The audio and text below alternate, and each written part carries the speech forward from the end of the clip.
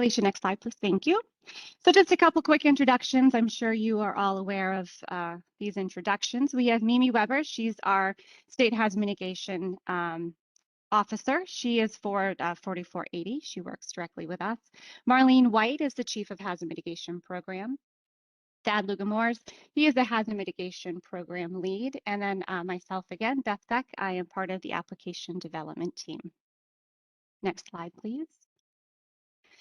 Just a quick, I'm not going to go over each part, but we broke the presentation down into 8 separate parts. Again, as you're using this slide deck as a desk reference when you're building your application, it'll be an easy resource to kind of go in and see exactly where the information that you're looking for is within the slide deck. Next slide, please. You can advance one more for me. Thank you. So just a quick few key dates and deadlines to review. We do have an update to our notice of funding that went out on March 2nd. Many of you were a part of the state and regional webinars that took place from January 18th through February 3rd. We also hosted our BCA webinar on the 16th. Right now, this is our how-to webinar that you are participating in. An additional BCA Part 2 webinar will be taking place on March 23rd at 10 a.m. We're also encouraging you, FEMA has a set of webinar series that they are putting out as well, starting tomorrow at 2:30. Those are all listed here as well as they are linked. So once you have this presentation in your email, you'll be able to click on these links and that'll bring you right in to register for those. And then again, as I mentioned, we have that new notice of funding that came out on March 2nd. The big difference or the big change to this one is we have a new deadline for the applications to us here at DSHS. That application deadline is now June 1st. It is no longer April 1st. Applications will be due to us by 5 p.m. on June 1st. Next slide, please. I'm not going to review all of this. This just kind of gives the background of how we get that Hazard Mitigation Grant Program money. This also has the link to bring you to the HMA guidance, what we lovingly refer to as the Bible. Next slide, please. Again, just to reiterate, eligible sub-applicants must have those applications to us by 5 p.m. on June 1st. Those eligible sub-applicants include the local governments, Indian tribal governments, who also may directly apply to FEMA as applicants, and certain private nonprofits that perform a government-like function. We have that up to $293 million for projects and up to $22 million for planning. And the priorities are the same through the updated NOFO. It's implementing those cost-effective mitigation projects, multi-jurisdictional hazard mitigation plan updates, as well as your planning enhancements and your planning-related activities. Again, we have that link that'll bring you into that website to have all of that additional information. Next slide, please. All right, we're going to go ahead and kind of get started into the application side of it. Quick note, these are the more general, or I should say more usual eligible mitigation activities that we see both through project and planning. This is a good resource to kind of take a quick snippet at when you are reviewing these slides. Next slide, please. Again, some of the best practices while you're developing that application. Remember, all applications should be focused on the priorities that were set forth by that NOFO. Detailed scope of work, providing the base of the intended project, setting the groundwork for your why. Providing relevant supporting documentation to support, again, that scope of work, such as engineering studies, historical documentation, maps, photos. Having that detailed anticipated budget and timeline to include your cost sharing, any pre-award costs. And again, to ensure that your application is clear, consistent, and relevant to your intended project.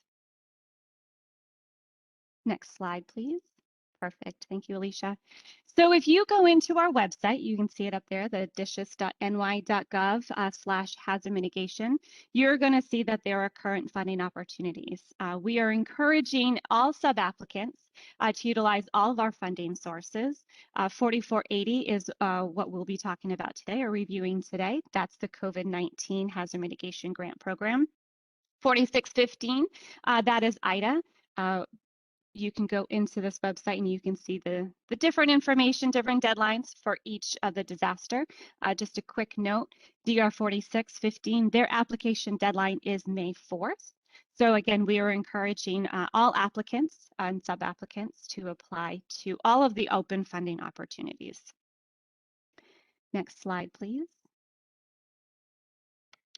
As you go into our website, you are going to see things are broken down. On that left-hand side, you have those funding opportunities, your applications. These are set up in a little packages.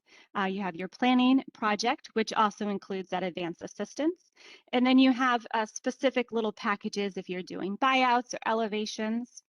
If you scroll down, you see those standard forms, that snippet on your right-hand side of the screen. Those are the standard forms that you are going to need to have with those applications. So you have some samples in there that you can take a look at to help kind of, again, reiterate that application development. We also have the slides from our previous webinars, the statewide, regional, and the benefit cost, if you need those for additional references as well. Next slide, please. All right, getting sort of into the minutia of it all, you're going to see when you go in that you have the project sub-application and the planning sub-application. These two screen shares that you see on the left-hand side, they're basically the same. You're providing that sub-applicant that is going to be either the city, the town, the village, the county, and then that sub-application title. Word of the wise for that sub-application title. It should be the same across the board, especially if you are utilizing that benefit cost analysis. It just helps, again, keep that clear, consistent data. You will also see that the planning sub-application has a little different addition in there, that sub-application type. That is to help differentiate if you are doing the HMP, that plan update, if you're doing planning related activities or the planning enhancements. You'll just want to make sure that you mark that. And as you go through your planning sub-application, it's denoted within there, depending on which sub-application you're doing, different information that you may need to provide. The contact information, that screenshot that you see on the right-hand side, pretty self-explanatory. The subrecipient authorized representative, that is going to be the person that has that authority to sign off on the application, sign off on certificates. The point of contact, that's the one that as we're reviewing these or helping you develop your application and your benefit cost, that is to be the point of contact that we are going to reach out to. These two people can be the same, and you can have multiple. If you have more than one point of contact, you have that option in the application as well to provide that information. Next slide. So some of the additional sub-application that you need for both the planning or the project, you're going to need that FIPS code. That's that 5-digit code, uniquely identifies you. Your congressional district, this assists with that demographic and social economic as well as that housing statistics. Your DUNS number, this is that data universal numbering system. This again is a unique character number to identify your organization, and then your federal tax ID. This is identifying you as a business entity. Again, these are all linked, so once you receive your slide deck, you'll be able to utilize those to help pull that out if you don't already have it. Next slide, please. All right. So the current mitigation plan, it's important to note for the mitigation grant the Hazard Mitigation Grant Program, the sub-applicants must have a FEMA-approved mitigation plan at the time of obligation and project approval. So if you are currently updating your mitigation plan, in the works of updating your mitigation plan, we are still encouraging you to apply for the Hazard Mitigation Grant Program. This will just help reiterate and get you ready to go when you do have that adopted plan and approved plan to get that project funded and moving for you to help with that mitigation strategy. Next plan. Thank you. So as you're going through your application, you're going to see that you have project is on the you have to you have to denote what communities are going to be benefited from either your project or your plan. On the left-hand side, this is within the project application. If a county is doing a project, you want to make sure that every community that is going to benefit from this mitigation activity, these tables are filled out.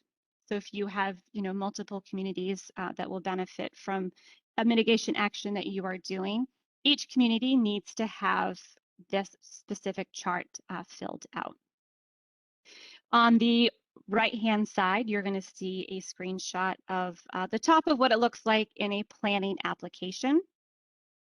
So a planning application, if you're updating that hazard mitigation plan, all of those participating jurisdictions, you're going to want to add that into those lines. It's up to 20. It's a little table, so if you need to add additional lines, it's a typical Word document table that you can add a line to. You will want to make sure that each participating jurisdiction, you provide the population, the floodplain coordinator, or the person that is usually the point of contact for your NFIP. If they are an NFIP or a CRS participant, the CRS, that community rating system, as well as you want to provide that CID number. You will need that CID number for both the project application as well as the planning application. You can go ahead to the next slide. Thank you. So here's just a quick snippet. Again, in the application, this is linked. If you were to click on that link under the CID number, you are going to get what that screenshot is. That is going to pull out. You can find your community name, your county, and you can get that CID number out of that website directly. All right, go ahead to the next slide. Thank you. Let's move one more. Thanks. All right, so now we're getting into the heart of the application, your problem statement. So this is the opportunity to provide the reviewer an insight into the situation at hand, what you're looking to mitigate. This is that chance to paint the dark and stormy night picture for us, to have us be fully immersed into the situation and the problems that you're facing and looking to mitigate. We want to make sure that within your problem statement, you provide us that existing condition that has produced these past events or will produce future events. Those detailed description of the existing condition that you're looking to mitigate, the frequency of events where damages have occurred, the location that the problem is, the source of the hazard, and the history or extent of damages. Dates, types, magnitudes, all of that can fall under this narrative. Moving into your scope of work. So the project scope of work identifies the eligible activity of what will be accomplished and explains the mitigation activity to be implemented. The mitigation activity needs to be described in sufficient detail to verify your cost estimate, as well as activities for which funding is requested must also be identified within the scope of work prior to the close of the application period. So we want to have, as stated there, that introductory statement, providing a short statement that describes the proposed activity and the intent of what will be accomplished from that. The description, that needs to be details about how the outcome goals will be reached, your deliverables, key milestones, and your schedule. Next slide, please. Again, depending if you are in the planning application or the project application, the scope of work looks a little different. The planning scope of work, this is a screenshot of that. Again, you can see on that top, it denotes that for the HMP, HMPA, or the HMPE, these are the information that you will need to provide. Again, I just want to make a quick note that this that this application also has additional links here you can see for the local mitigation planning handbook, as well as DISH's documents, the 2017 New York State Hazard Mitigation Planning Standards and Guide. Those are some additional resources that you can utilize while developing your scope of work. Also, we have that planning related activity. If you click on those links, that is going to bring you to this specific planning related activity fact sheet. And then you can see through that, how and what you are looking to build out for that scope of work. Next slide, please. Within the application, the project side of it, it looks a little different. You're going to see that you have that activity type. That activity type is the mitigation action you are applying for. As a sample there, that primary activity type, soil stabilization.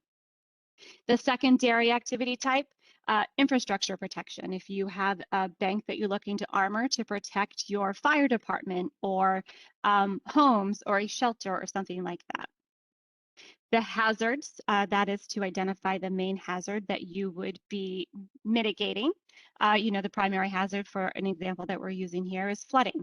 A secondary hazard may be the ice jams, and a third could be a landslide from that, scouring away up the bank. And within those applications, you have an opportunity to provide an appendix or an additional resource to provide that scope of work in detail. Planning scope of work, you want to associate those with the tasks associated to your plan development. And your project scope, you're looking to make sure that you have everything listed and matching with those tasks as well as your budget. Also within that, oh, go up one more for me, Alicia. Thank you. One more. Nope, we're going up, back up to the community lifelines.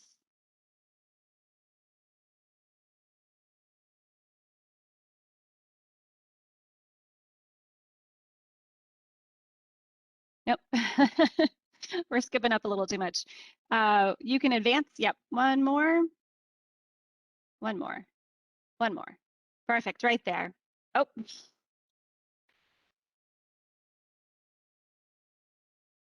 Just back one.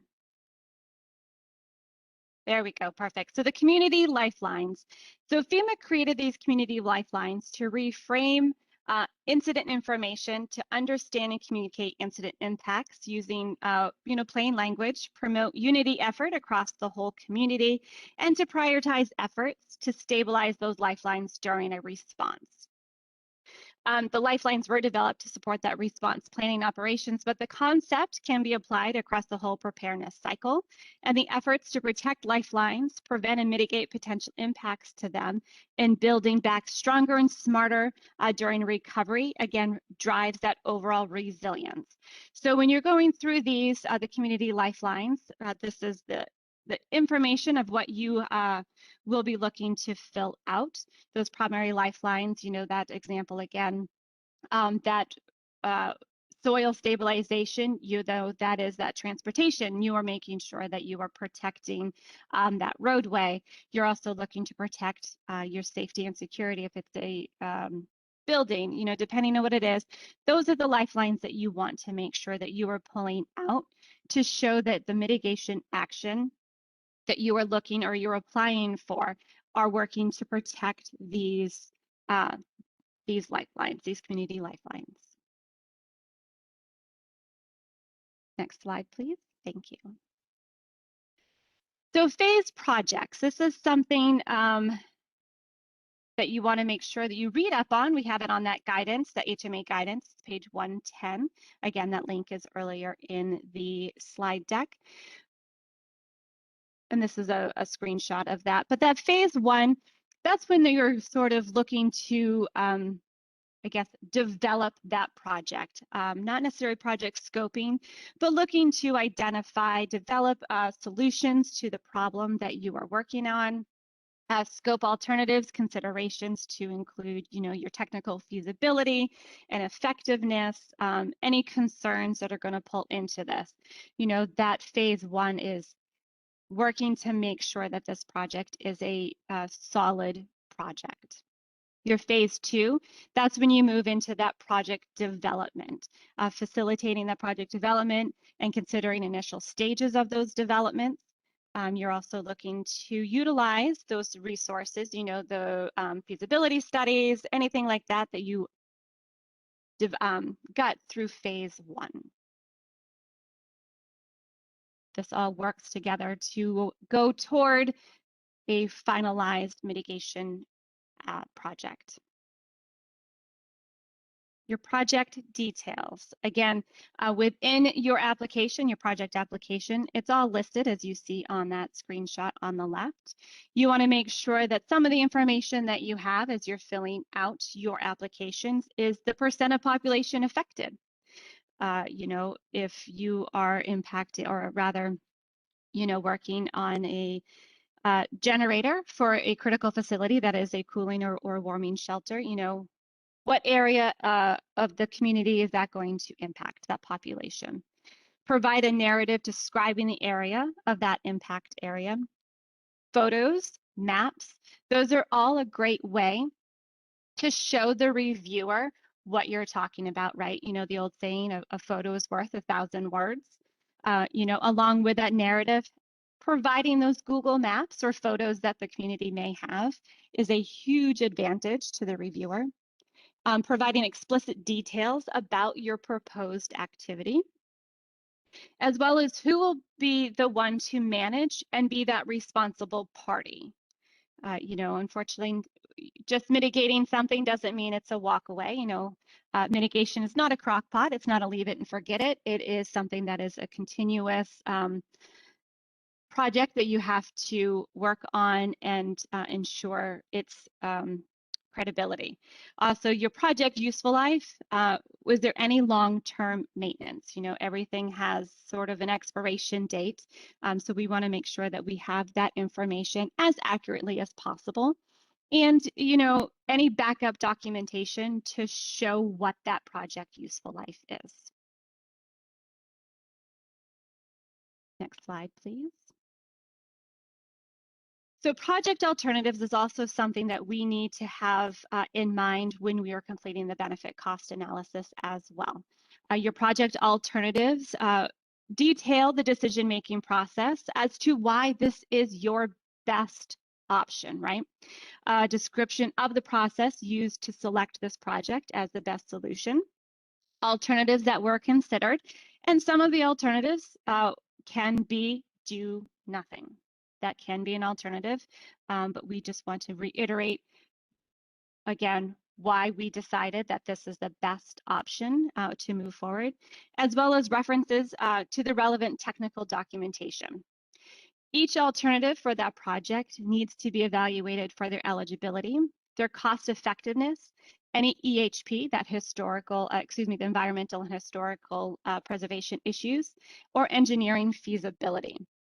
Also to note, the cheapest project doesn't necessarily always mean it's the better project. So those are the information, that's the backup details that we want to make sure that we are reiterating when we are doing these project alternatives and developing that project application. Next slide, please. The Social Vulnerability Index. This is something that is fairly, it's not fairly new, it is new into the 4480 application. Go ahead to the next slide for me, please.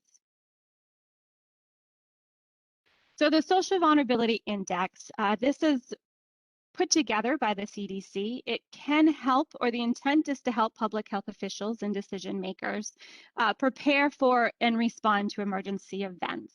The CDC SVI, that's the Social Vulnerability Index. How they did it was they ranked each tract on 15 social factors, including poverty, lack of vehicle access, and crowded housing, and groups them into those 4 related themes. So the SVI score is determined by a variety of those factors, and the score ranges from 0 to 1. 0 is reflecting the lowest vulnerability. This is all developed in support of the administration, the current administration's Justice 40. Ensuring that 40% of the federal funds that are going out are being utilized by socially vulnerable communities, those underserved areas. So this kind of helps back that up, that what we are doing in the mitigation world is supporting those underserved neighborhoods and locations. You can go to the next slide for me, please, Alicia. So I wanted to kind of walk through the SVI a little bit because it is so new. Within the application, either the planning or the project application, you're going to have this box when it comes to the social vulnerability benefit. You are going to see the question, does the tract or tracts have an overall SVI score of 0.5 or higher? That's the darker of the 2 shades. So for this presentation, I just did a screenshot of Albany County. You can see that their overall score is a 0.3041. So we would have to mark that the overall score is a no. It is showing that it is a low to moderate level of vulnerability. But if you go to the next slide for me, please, Alicia. Here, the next question after the overall is, if no, does the tract or tracts have a theme ranking of 0.5 or higher? You can see here within that box, if you had scrolled down from that first screenshot, if you had scrolled down, you see the theme rankings. Those themes, 1 through 4, you can see that 2 out of the 4 rankings have a 0.5 or higher. So here we would mark yes, that they do have a theme ranking of over 0.5.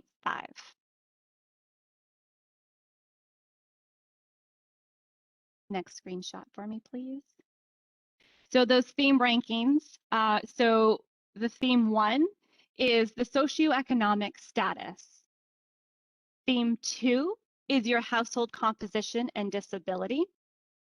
Theme 4, those are your minority status and language. And then theme 4, I think I said the 3 was 4, but theme 4 is the housing type and transportation. So in that theme ranking that we just saw for the County of Albany, for theme 3 and 4, the minority status and language, as well as housing type and transportation, that theme ranking was a 0.5 or higher for those 2. So we are able to reiterate that anything that the County of Albany is doing, dependent on their project, it is showing that they are still part of that SVI, that they are helping those disadvantaged and underserved communities. All of this as well will be available online, and we can get you this table right here is a part of a larger document. It's about 24 pages, but it details in specific about all of the social vulnerability index data and their reasoning of pulling out what they pulled together. Next slide, please. This is also when you go on to that SVI map, you have this main page, the Agency for Toxic Substances and Disease Registry. This is where that social vulnerability map lives. We can also, if you do not already have this website, we can make sure we get that to you. But this main page has a plethora of information that can help reiterate your community or your county's social vulnerability. On that right-hand side, you see that Explore the SVI interactive map. If you click on that, you will get that screenshot of the larger map that you see on that right-hand side. You can see that it's colored from that darkest blue to almost like a beigeish yellow. You have that kind of call out box where it says the SVI home. Again, all of those information is provided right there as a quick link. That SVI interactive map, that is what you will use to get deeper into your dive. You have the opportunity to type in specific to an address, and you can pull out those theme rankings or your overall status. You also have, as you see underneath that prepared county map. Alicia, if you want to go to the next slide. If you click that prepared county map, it gives you an overall social vulnerability, I guess, window into this overall social vulnerability that you can break down. Again, for the purpose of this presentation, we just used Albany County, and you can see here their overall social vulnerability, and it provides some additional detail about those theme rankings as well. So every county has this. You can go in. I would strongly encourage you to go in and kind of play around with the social vulnerability index. The more you use it, the more it starts to make sense. Next slide, please. So what if you do all of this and you still don't have that greater than 0.5? It's one of those that this is where we are able to use a narrative to explain that location. While the overall may not be a score of 0.5 or higher, your theme rankings may not necessarily be a 0.5. We still have that opportunity to describe the impact area that you are going to be mitigating. You know, are there schools, are there shelters, or there's something there that makes that neighborhood more vulnerable?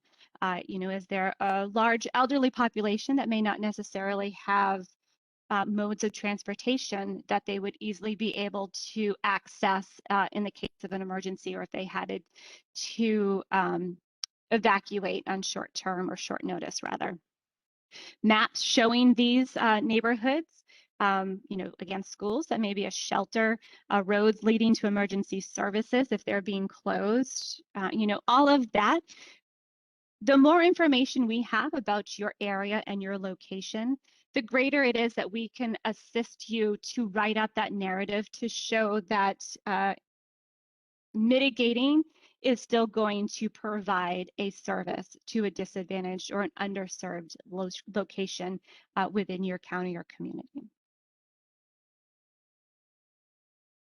Next slide, please. And go ahead one more. Thank you, Alicia. Duplication of benefits. So this is something any mitigation funds cannot duplicate funds received by or available to applicants or sub-applicants from other sources for the same purpose. This includes if you have previously received a hazard mitigation grant or any other mitigation grant. So as you see, it says includes previous project or planning grants as subawards from HMA programs. So if you received something from an older HMGP program, unfortunately, it is not eligible. This is something, of course, we are open to having that conversation with you, discussing it with you, seeing what we are able to do for you. But more often than not, the HMA funds cannot duplicate funds received by from other sources for the same purpose. So it's one of those, if you have a question about this, definitely reach out. You know, we'll talk it through. We'll run it up the chain to the necessary decision makers that will help us formulate a thought process or how we can move forward to help assist you and mitigate.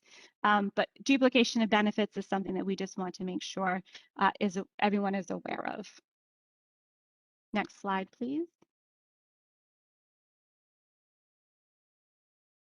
So when we're pulling out that project location, For the sake of this project, or rather this application webinar, I use the town of Cooperstown.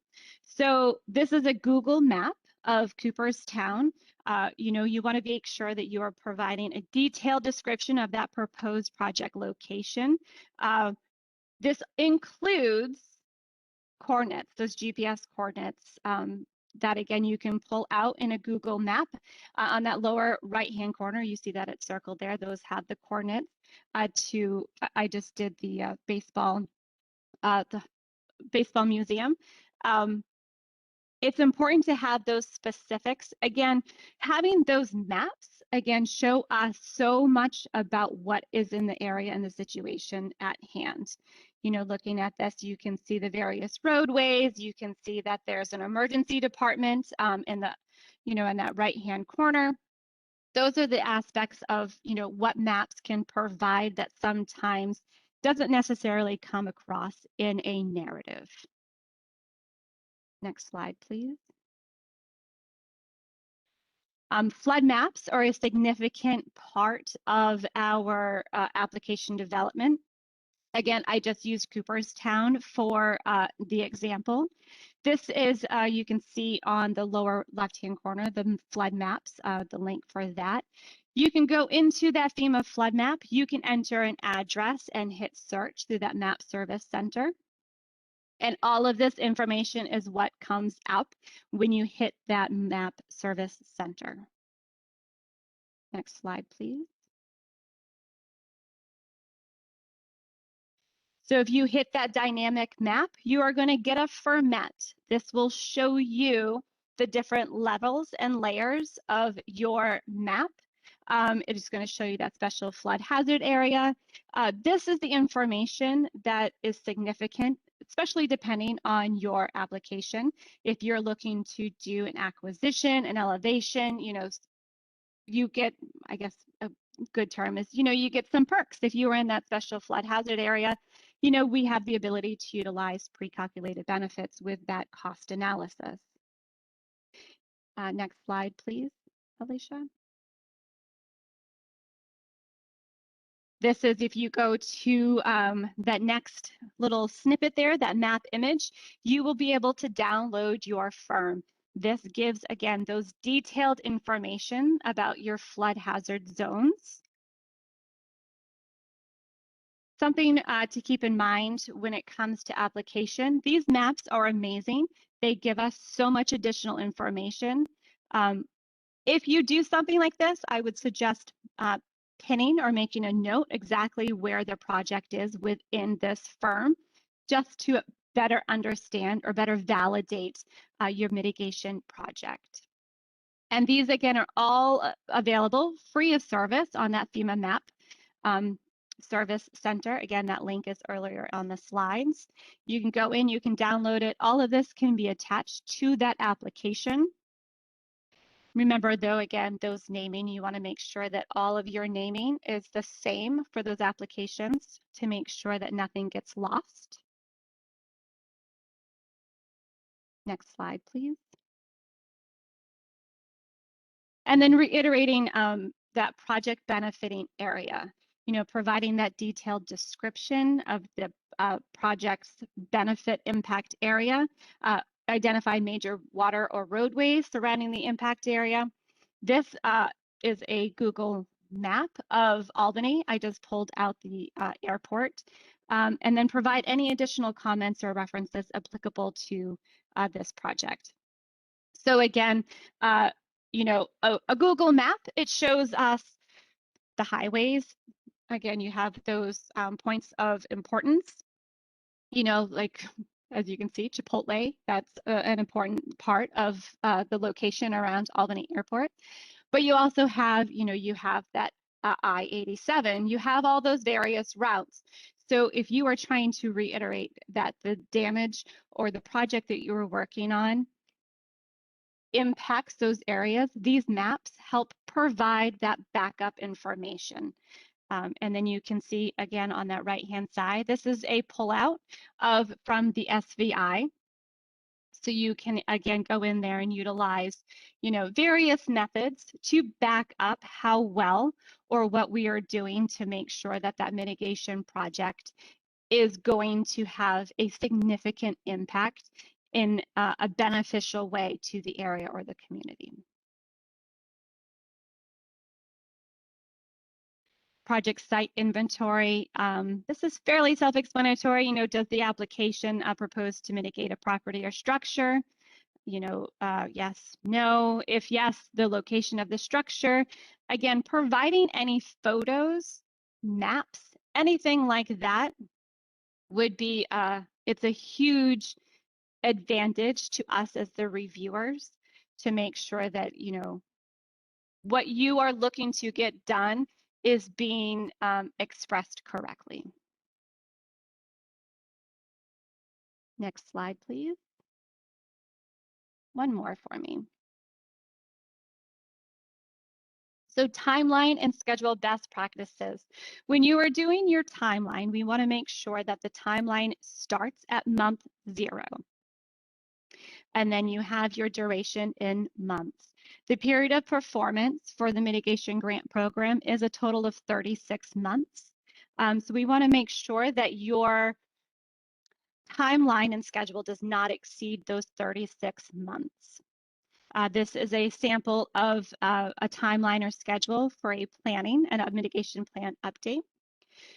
Also, you want to make sure that your scope of work, your timeline, and your budget are all aligned by task. And again, your total schedule section should reflect actual proposed project dates. Something to keep in mind is, our applications are due June 1st, but that's not necessarily the start of your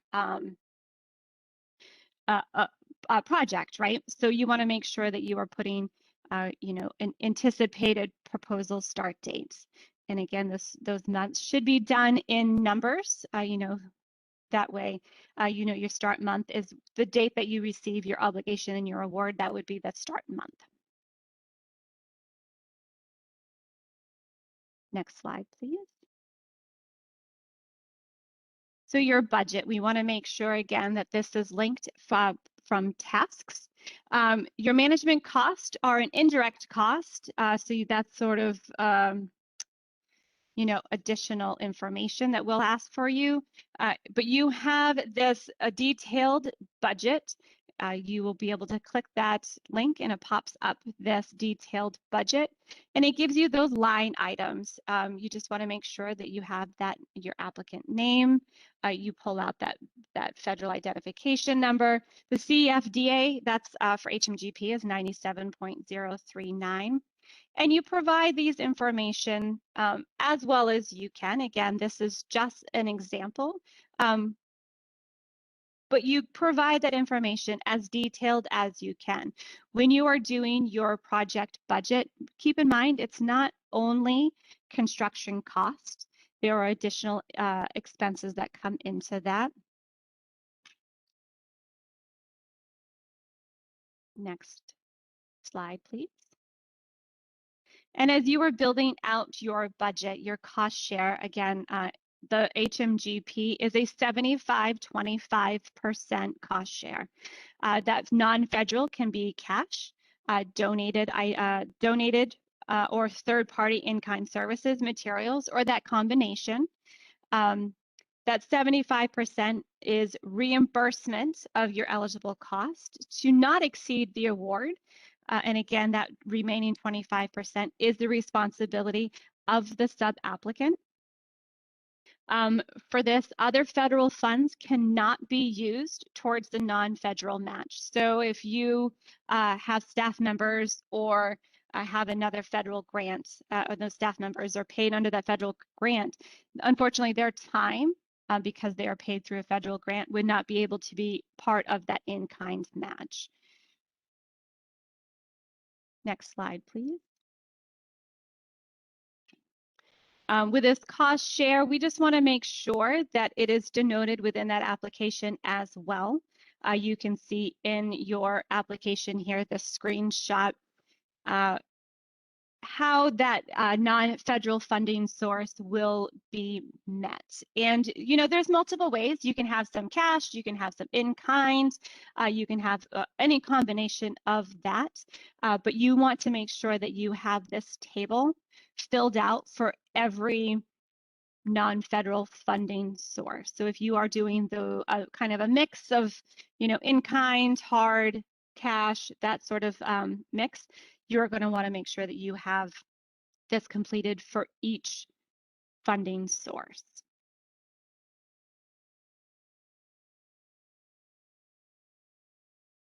Thank you. So pre-award cost. Sub-applicants who are awarded the funding are eligible for a reimbursement of pre-award costs that are directly related to developing the sub-application. Applicants that have incurred these costs prior to sub-application submission, and you must identify these costs as an individual line item in that cost estimate as part of that application. Also, management cost. You are eligible to receive up to 5% of those total project award for your management costs. Next slide, please. Not going to get too into the details regarding benefit cost analysis, but all of the projects that we do, we need to make sure that the benefit of that project outweighs the cost of that project. And this is done through the FEMA BCA cost analysis. That's what BCA stands for, their toolkit. This is an online toolkit that you are able to utilize through Excel 2013 or higher. You are able to go through and reiterate and prove why your project is cost effective. You do not need to do a benefit cost analysis for planning or planning related activities. And just as note too, you can see on that right-hand side, there are some pre-calculated benefits for those repetitive loss that you can utilize again for your elevation or acquisition demolition projects that you're looking to do, again, if it's within that special flood hazard area, as well as pre-calculated benefits for the hospital generator. Those links right there will also bring you directly to those memorandums, so you can read and just make sure that what is a requirement is something that you are able to meet. Again, we have staff here working with you or assisting you rather on that benefit cost. So any questions that come out, we are here to make sure that we are working with you and assisting you to meet that BCA of 1.0 or higher. Next slide, please. All right, that brings us to the end. I just want to reiterate, though, again, we have technical assistance here at DISHIS. I am one of the team members. We have a great staff of outreach team working with you to make sure that we are flushing out those questions that you may have. We understand that the mitigation grant program is and can be confusing, what's eligible, what's ineligible, what you can or can't do. So at any point, if you are looking for some technical assistance in that benefit cost analysis, technical assistance with that application development, or just need to sort of brainstorm what you can or can't do, please reach out to us. Our phone number is 518-242-5219. And our email is hmgp4480, and that's at the dhses.ny.gov. Again, this is all going to be available on this slide as well. And these slides will be sent out by close of business today, so you can utilize these as a desk reference. And that's all I got. So definitely, you know, let's open up to questions or see what we got here. Thanks, Beth. Hey, this is Thad talking. Hopefully you can hear me. I've been told my cheap microphone is not that good. But at any rate, I've been trying to keep up with the questions that are coming in through the Q&A as best I can, and I'm still doing that. I do see a lot of these questions are, you know, programmatic in nature. What is eligible? What type of projects are eligible? And we greatly appreciate the number of people here. And I understand that the email blast has gone out to a whole new host of eligible applicants since we used the PA request for public assistance list. And I'm going to continue to try to answer these questions as best I can, but I encourage everyone to reach out to the email address that that is there, and I keep putting into the Q&A. And also, please visit the website that's listed there, because we have the past webinars, which are brief and concise like this one, regarding the different project types, benefit cost analysis, et cetera. So again, as the questions relate to the application themselves, and how you can best fill out that application, we're happy to answer those questions here, and I'm going to continue with these other ones. But also, please visit those resources if you're new to this, or just reach out. I just saw a great project idea come through regarding flood proofing of community college, and these are eligible activities, and we love to hear them. So please reach out directly with project related questions. Thanks, Beth. Great, thanks, Thad. Do we want to open it up, or how do we want to? We have a large group here, so I don't know the best approach. Perhaps people can put their hands up, and then Alicia can individually unmute them. I think might be an alternative. Yeah, that's a good idea. So we could try that. So if you, Alicia, are you able to unmute Sarah? Looks like her hand is up.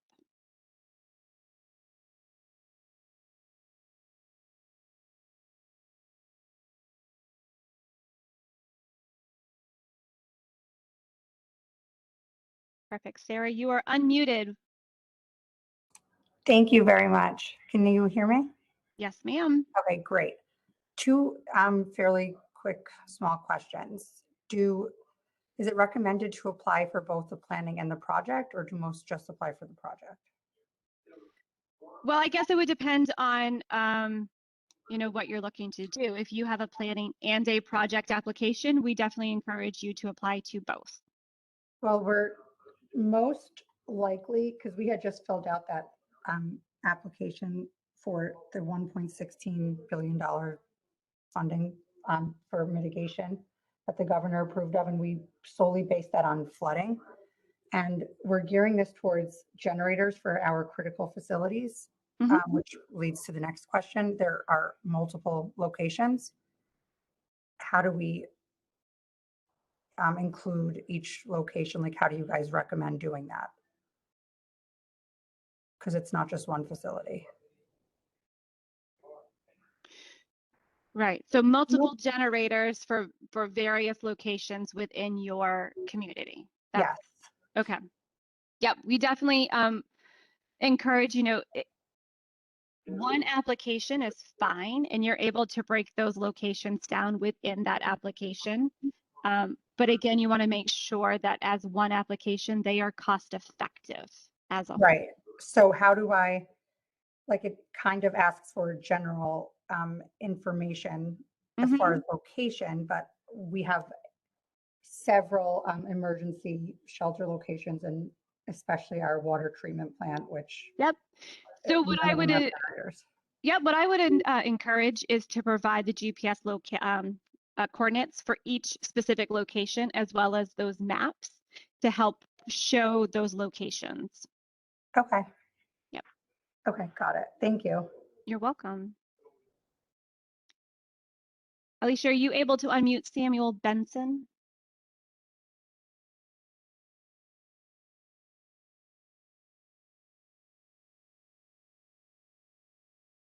Perfect. Samuel, you are unmuted. All right. Good morning. Do you hear me? Yes. Okay. Awesome. So I posted a question. It has to do with 4480 was a pandemic incident. The HMGP is following sort of the traditional infrastructure flooding generator paradigm. I'm with EMS. How do we develop a focused pandemic mitigation grant application if it has to be secondary to the more traditional natural hazards? So it sounds like you would be looking to develop a planning related activity or planning enhancement. Not necessarily a traditional project, but you would be looking to do more of a planning. Okay. But again, it sort of constrains me if I have to, this may get too technical for this group. Maybe we need to have a longer discussion. Again, if I have to link it to flooding, that doesn't necessarily address mass vaccinations. Right. So it doesn't necessarily, I mean, yes, you do want to make sure that there's, mitigation in there. And, one of the intents is to include public health part of the, mitigation, tie it into the mitigation. It may be worth having a bigger, longer conversation to make sure that what you're looking, your intent that you're looking, does indeed fall into that planning part. Okay, thank you. Does that make sense? Do you mind, Samuel, just putting your contact information in the Q&A so we can make sure that we follow up? No problem. Perfect. Or Thank you. I'll send you. I'll also send you an email. Perfect. Sounds good. Alicia, are you able to unmute Ian Brown?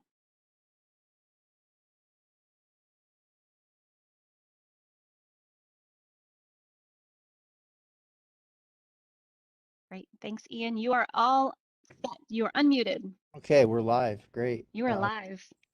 Thank you for this presentation. It's been really informational and good to hear.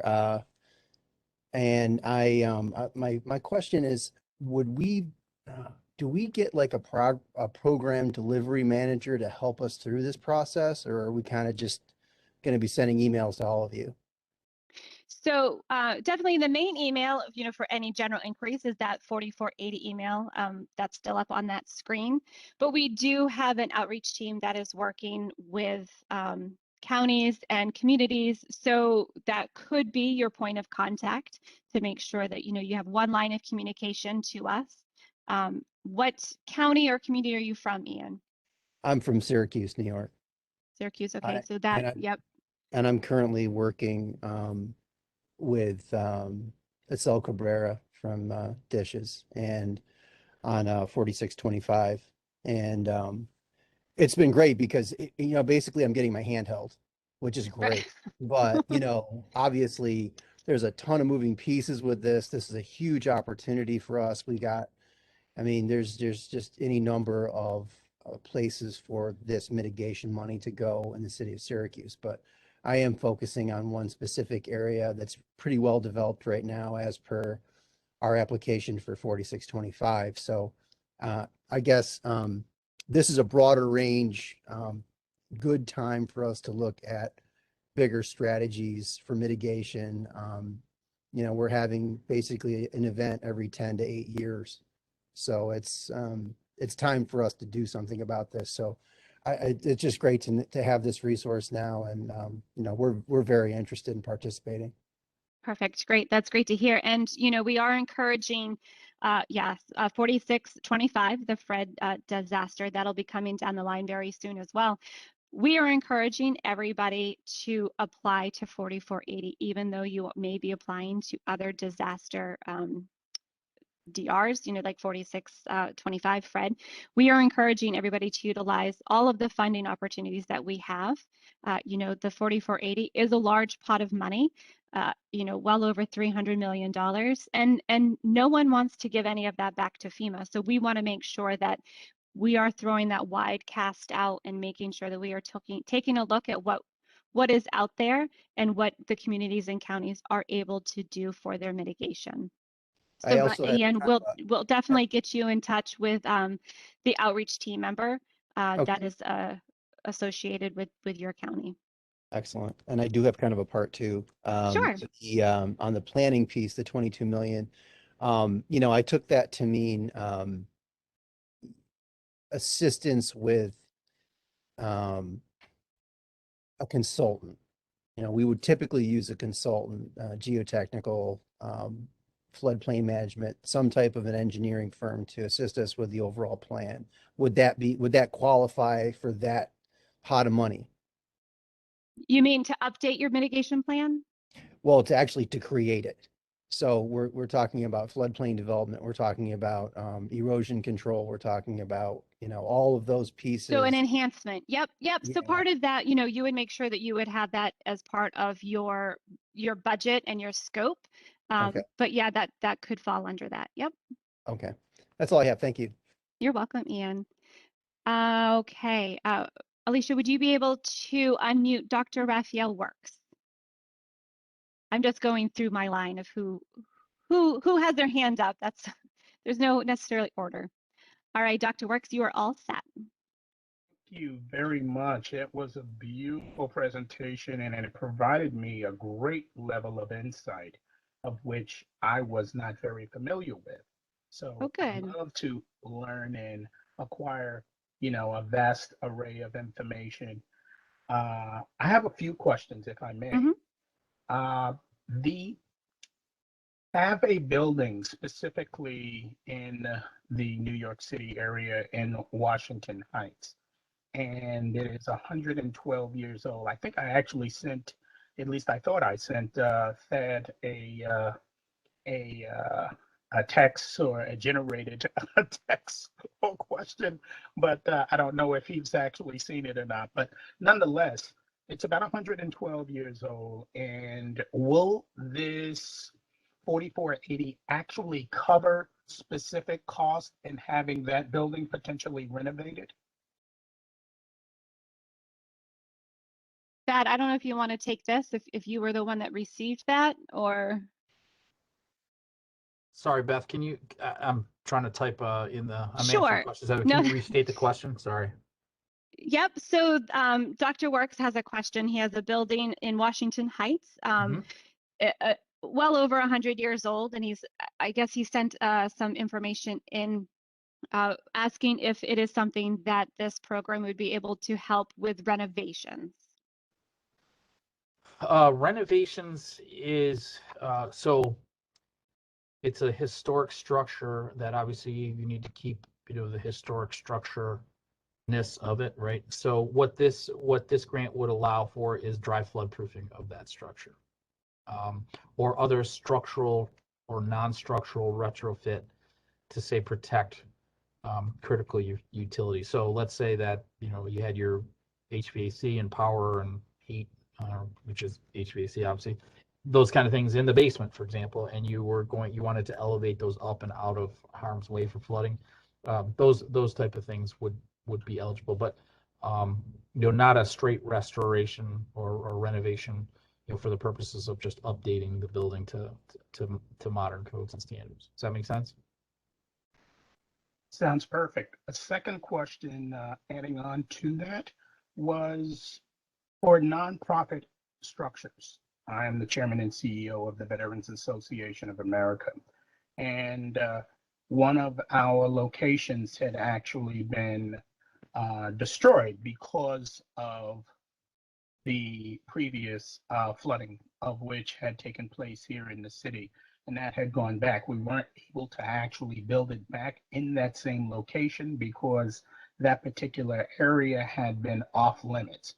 Would we be able to potentially locate an additional location to rebuild that facility again under this particular contract or 4480?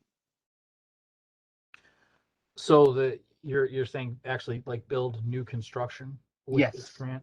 Yes. Yeah. So again, I hate to, I don't like to give bad news, but also I don't like to see people, you know, spend time working on things that aren't eligible. So new construction is not eligible under this grant. If you had a parcel and you wanted to physically move an old building, you know, let's say it was your historic building and you wanted to just simply take that and have it moved out of harm's way, the actual old structure itself, you could do that. But you know, other than those, again, those minor things I mentioned where you're retrofitting an existing building to protect against a specific hazard like flood or wind, then it's not an eligible activity. Got it.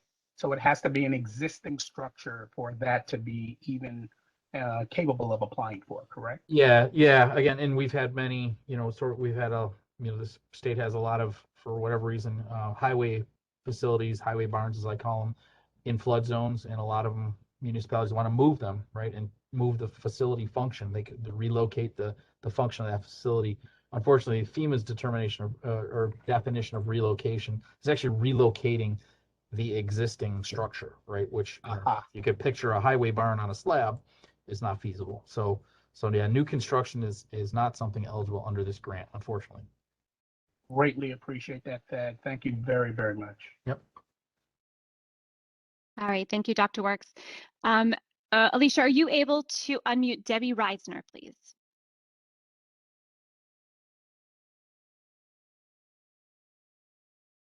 Hi, can you hear me? Yes, ma'am. So I found the question with regard to the historic structure very helpful, and I'd like to, I have two parts of my question. Would this funding enable us to replace, I have a historic structure which is leaking like crazy, and we want to waterproof the walls, and also we have to replace the windows that are leaking. And the question is, and then, so that's one, would that be eligible? And two, if we're shovel ready, how quickly would we receive, when we apply, a response and then be able to take action? Right. So first, Debbie, where are you located? Where the park is, where's the building? No, like what Oh, I'm community Town of or Rye. I'm the Rye, I'm the okay. town administrator for the town of Rye, and this park is Rye Town Park. Do you have the zip code for the park? No, just making sure that we have your location. So your first question regarding the historic structure. So it Yes. sounds like that is something, floodproofing may be something that we can utilize, but we'll definitely, a larger conversation regarding, exactly what it is that you're looking to do, the structure and so forth. Yeah, I just add a little color to that. So FEMA is very leery of, what we would consider deferred maintenance, or, sort of just repairs needed due to age, and those kind of things. So, and I'm not saying that this, is that, right? But we just need to be very careful in how it's, how we document it and how it is presented in the application. But as Beth said, dry flood proofing of historic structures is eligible. Okay, so the flood proofing is eligible, and we would need to have a conversation with regard to documenting the condition of the building to address the threshold for what is flood mitigation versus deferred maintenance, correct? Yes, that is correct. Okay, and what about timeline? So I was just typing an answer, could be to your question here, but we are expecting to start receiving FEMA awards next spring. It's our goal is to get them to them as early as we can. Of course, there's a whole state review process that will occur after the deadline, and then FEMA has told us to expect awards beginning roughly 6 months. Now, if it's a planning grant that doesn't necessarily need an environmental historic review, that could be faster. But typically in FEMA, the critical path is the environmental review, and they only have so many reviewers. And so that is why they're telling us to expect 6 months. Mm-hmm. So is that referring to NEPA? Yeah, NEPA. Yeah, we in the FEMA parlance, it's EHP for short, but Oh, NEPA is okay. part of it. SHPO is a part of it, right? All these things, right? Mm-hmm. Thank you. All right, let's see. I think that's kind of going through quick to make sure we're not missing anybody. Are there any other questions that anybody's comfortable asking? We're still kind of working through the Q&A in the within the presentation. Oh, okay, Kenneth Kane. Alicia, if you're able to unmute Kenneth.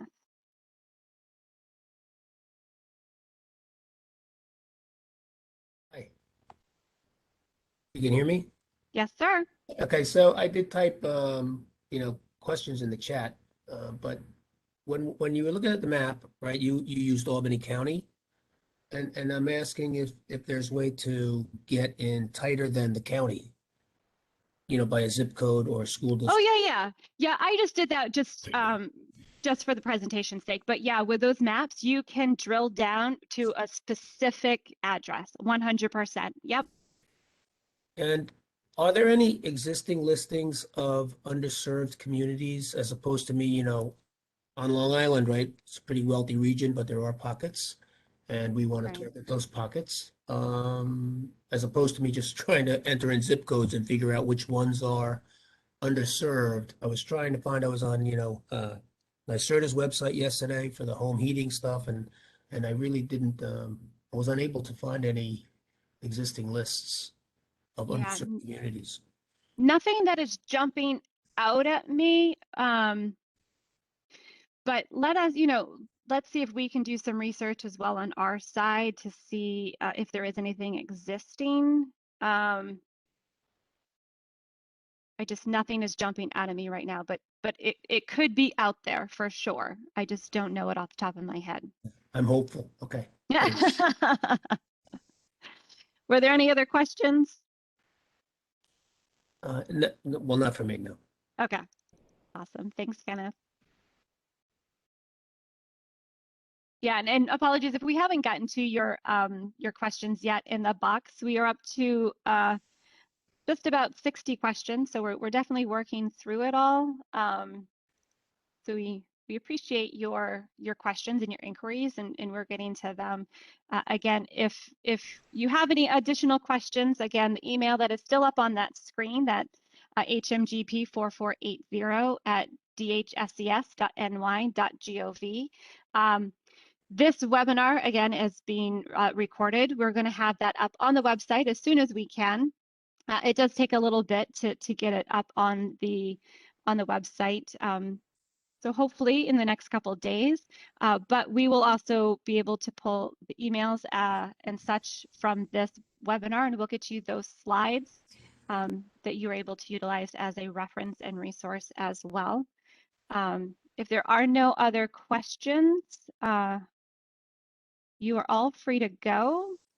We're still kind of working through the questions here. It looks like maybe we got them all.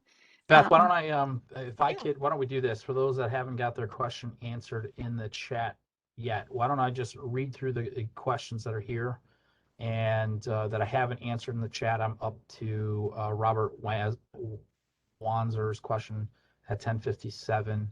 Is a mobile home park adjacent to a pond in my town? It's subject to flooding. Is relocating that out of there eligible? Certainly that can be an eligible project, as it would be a straight buyout of that property. So again, please, this is a hot one. This is what this grant is designed for. Please reach out directly to the 4480 email address. We'd love to work with you on that one. Where our nonprofit, we are a nonprofit community center. This is from Eileen from Nassau County.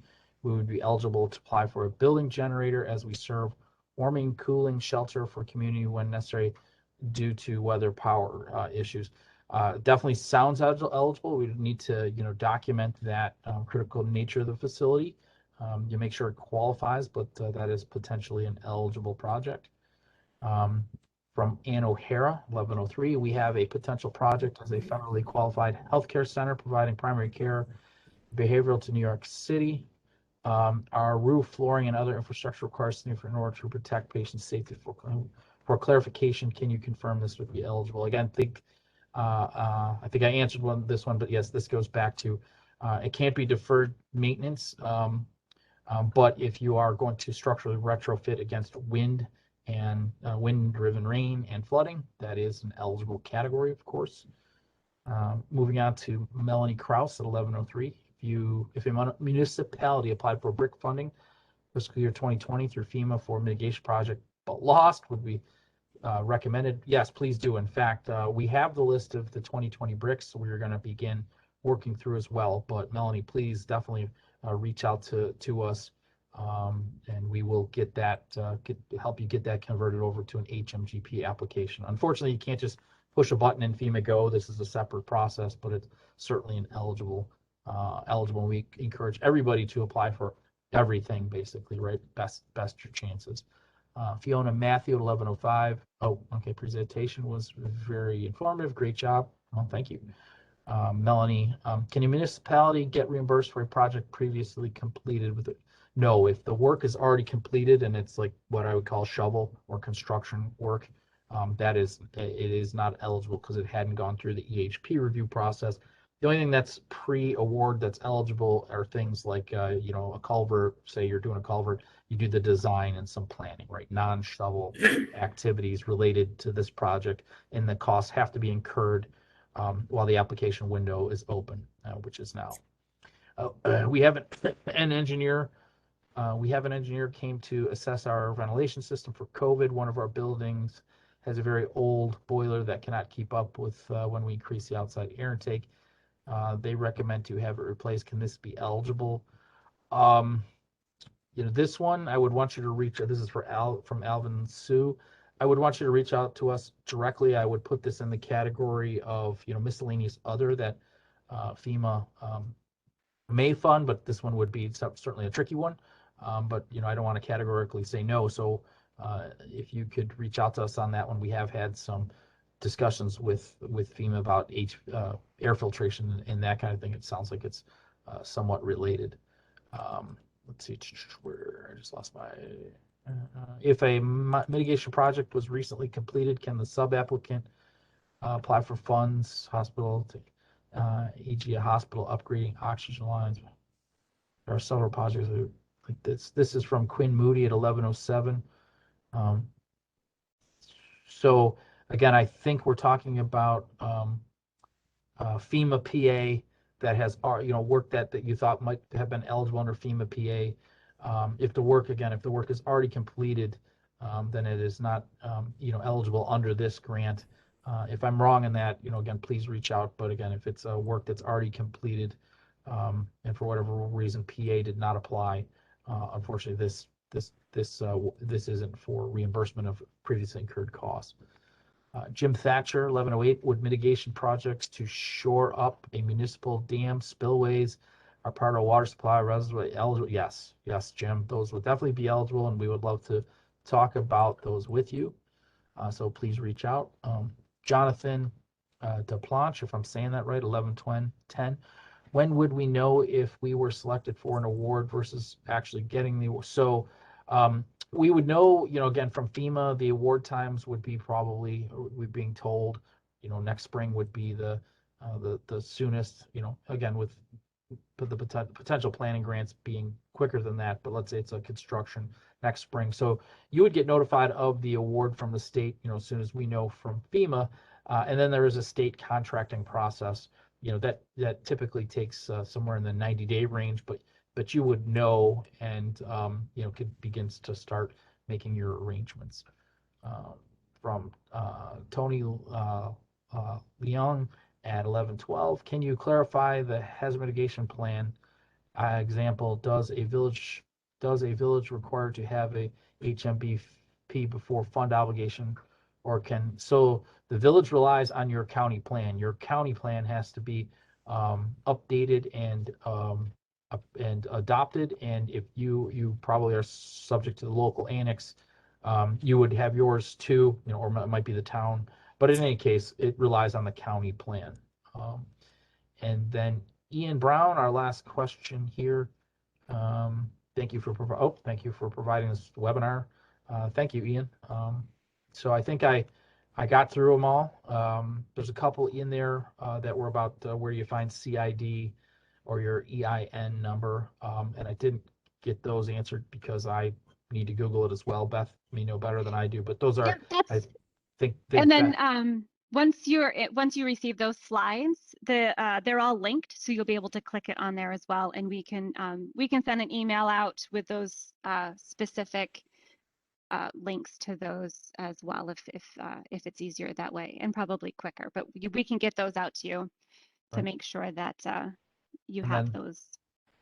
last question came back from Robert. Understand new construction is not covered. I was answering a question on the highway barn in North Norwich, but the barn is in the floodplain. And I do appreciate that local flood mitigation at that site to protect that site or retrofit the structure might be eligible.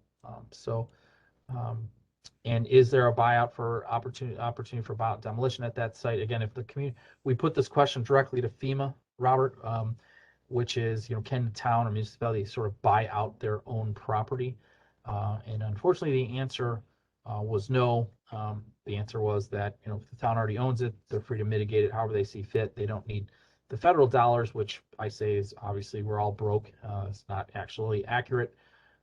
But FEMA has spoken, and unfortunately, the answer was a local municipality can't, quote unquote, buy out itself. But you could do elevation, you could do other flood improvement projects to protect the site there. Again, not the best answer, but that's what we got from FEMA. So with that, Beth, I think we got through them all. I think so. Thank you, everybody that's still on the call. Again, if you have any questions, our email is the best start. From there, we're able to pinpoint exactly who the best point of contact would be for you to reach out and have those conversations. But we are open to those conversations. We love hearing from you guys and working through everything with you to make sure that we get these mitigation projects and planning out there to FEMA to help make sure state of New York is becoming more resilient and sustainable as these events keep occurring. It seems to be more and more often. So again, thank you very much. Any questions, you know how to find us. Thank you. Right. Bye, everybody.